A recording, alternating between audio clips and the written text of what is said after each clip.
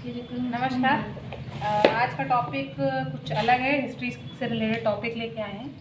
तो देख रहे होंगे आप लोग बोर्ड पे दिल्ली सल्तनत, और थोड़ा सा आप लोग ये भी सोच रहे होंगे कि मैम क्यों जो है अभी तक बड़ा बोर्ड नहीं आ पाया। मुझे खुद अपनी से इरिटेशन हो रही है, लेकिन अब ठीक है, कुछ दिन इंतज़ार किए, इतना भी इंतज़ार कर लीजिए। तो दिल्ली सल्तनत की बात करेंगे हम लोग। ये दिल्ली सल्तनत क्या है, क्या था, दिख रहा होगा कितने वंश थे, क्या था, कैसे था। तो इसको हम लोग बताते हैं दिल्ली सल्तनत एग्जैक्टली कहाँ से उजागर हुआ, कौन लेके आया इसको। तो दिल्ली सल्तनत गुलाम वंश से स्टार्ट हुआ था, जो सबसे पहला वंश था। स्टार्टिंग देख रहे होंगे आप लोग, स्टार्टिंग यहाँ से हुई है, ठीक। फिर उसके बाद आए खिलजी वंश, तुगलक वंश, सैयद वंश और लोधी वंश। ये थोड़ा शॉर्ट में मैं बताऊंगी कि केवल एक ओवरव्यू है। एक एक वंश को जब लेके चलेंगे तो गुलाम को अलग, खिलजी को अलग, तुगलक को अलग, सैयद को अलग और लोधी को अलग अलग बताऊंगी, ठीक। फिर उसके बाद आगे जब मुग़ल पे जाएंगे हम लोग, तो मुग़ल के बारे में भी पूरा डिस्कशन करेंगे। ये बीए फर्स्ट ईयर का फर्स्ट सेमेस्टर का जो कोर्स है ये पूरा है ये इसमें, ठीक। और जो लोग हिस्ट्री से भी पीजीटी वगैरह का वो कर रहे हैं तो उनके लिए भी ये कोर्स बस हो गया, चालू हो गया। और क्योंकि अब उसको पता चल गया, वीडियो बन रही है ना। अब इसके बाद गुलाम वंश में देख लीजिए क्या है। सबसे पहला शासक था कुतुबुद्दीन ऐबक। कुतुबुद्दीन ऐबक कौन था? कुतुबुद्दीन ऐबक, कुतुबुद्दीन ऐबक गुलाम था। किसका गुलाम था? मोहम्मद गोरी।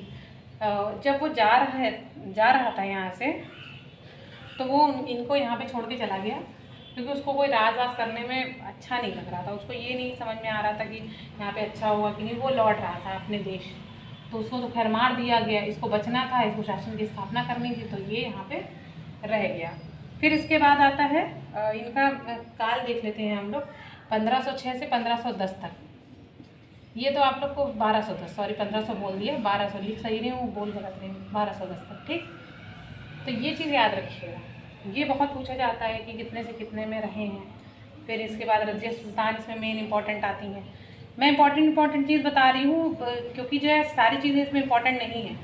फिर उसके बाद आते हैं कुतुबुद्दीन के बाद इल्तुतमिश। इल्तुतमिश इनके गुलाम थे, इसलिए इसका नाम आप समझ में आ रहा हो क्यों गुलाम वंश रखा गया। गुलाम वंश इसलिए रखा गया क्योंकि मोहम्मद गोरी गुलाम, ये फिर इनके गुलाम इल्तुतमिश, फिर इल्तुतमिश।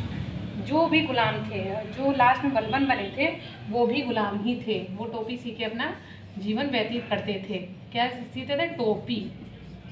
सोचिए, टोपी जो सिलता था इंसान, आप वही किस्मत की बात आ गई, कितना किस्मत वाला है। तो जितने भी बच्चे पीजीटी वाले हैं और वो परेशान हो रहे हैं कि क्या होगा मेरा आगे, अब तो आंसर की देखना है, तो देखिए आंसर की सब कुछ देखिए क्या होता है। लेकिन ईश्वर से बड़ा और आपकी मेहनत से बड़ा कोई नहीं है, ये बात याद रखिएगा। और पढ़ते रहिए। जीआईसी का पेपर भी लगा हुआ है, तो जीआईसी के पेपर पे ध्यान दीजिए आप। जीआईसी का पेपर है, कुछ लोगों का यूपीएचआरसी वाला भी होगा, हायर एजुकेशन वाला, उस पर ध्यान दीजिए। नेट का पेपर है, जेआरएफ पे ध्यान दीजिए। अब जो हो गया वो हो गया, उसको छोड़िए, अब आगे बढ़िए, छोड़ दीजिए उसको। फिर उसके बाद आता है इल्तुतमिश, मैंने बताया ना। इल्तुतमिश के बाद रज़िया सुल्तान आती हैं। रज़िया सुल्तान इसलिए इम्पॉर्टेंट हो जाती हैं, थोड़ी इसलिए इम्पॉर्टेंट हो जाती हैं क्योंकि ये पहली महिला मुस्लिम शासिका थी जो कि 1236 से 1240 तक रही, ठीक। इतना समझ में आ रहा है सबको? आ रहा है ना तुम लोगों को समझ में? ठीक। फिर खिलजी वंश में आते हैं। सबसे पहले एक और चीज़ हम इसमें कुछ बताएंगे कंपैरिजन। खिलजी वंश में ये याद रखना तुम लोग कि जो है खिलजी वंश सबसे छोटा वंश रहा, ठीक, कार्यकाल के हिसाब से, और तुगलक वंश सबसे बड़ा वंश रहा, सबसे बड़ा। ये चीज़ बहुत ज़रूरी होगी याद रखना। एक मिनट, कुछ मिस्टेक हो रही है। तुगलक वंश सबसे बड़ा तो था, लेकिन जो है लोधी वंश जो था सबसे कम इसमें शासक रहे, ठीक, ये भी याद रखना। सबसे कम शासक इसमें रहे थे, इसमें सबसे ज़्यादा शासक रहे।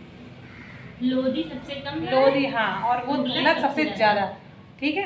ये चीज़ याद रखनी बहुत इंपॉर्टेंट। फिर उसके बाद आता है कि सबसे वृद्ध सुल्तान कौन सा रहा दिल्ली सल्तनत में। सबसे वृद्ध सुल्तान रहे जलालुद्दीन फिरोज खिलजी, सबसे वृद्ध रहे। जो खिलजी वंश के पहले शासक रहे थे वो सबसे वृद्ध शासक रहे थे, सबसे बूढ़े शासक रहे थे। फिर उसके बाद एक चीज़ आती है कि दिल्ली, कुछ इसमें पागल शासक भी, पागल भी कह सकते हैं उनको, थोड़े सरफिरे टाइप के, जिनको मोहम्मद बिन तुगलक बोला जाता है, जो दिल्ली से दौलताबाद, इसमें तुगलक में दिल्ली से दौलताबाद इन्होंने राजधानी को स्थानांतरित किया। लोगों को ऐसे ही कहीं भेज देते थे कि तुम जाओ कराचील अभियान पे जाओ, कहीं भी चले जाओ, कितने लोगों को मतलब मौत के घाट उतर गए इसी कारण से। तो क्या क्या हो सकता है भाई। फिर उसके बाद सैयद वंश में भी क्या हुआ कि जो लास्ट बचा था यहाँ पर सैयद वंश में खिज्र खां, तो ये भी गुलाम था, तो इसलिए ये सब गुलाम एक दूसरे के रहे। फिर बस इसीलिए गुलाम वंश रहा और दिल्ली सल्तनत में मोस्टली ऐसा चलता रहा। इब्राहिम लोदी के बाद जब लोदी वंश का अंतिम सुल्तान इब्राहिम लोदी था, उसके बाद बाबर आया।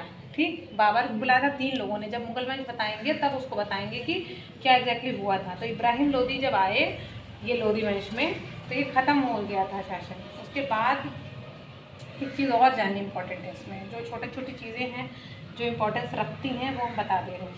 हिंदू माता से कौन कौन शासक उत्पन्न हुए थे इन सब में, इसमें पेन चेंज कर लें तो कौन चेंज रहे थे इसमें, अभी बताते हैं। इसमें रहे थे, सबसे पहले आते हैं नसरुद्दीन खुसरो।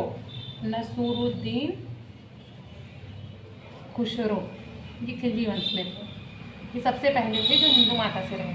फिर नेक्स्ट आते हैं गयासुद्दीन तुगलक शाह।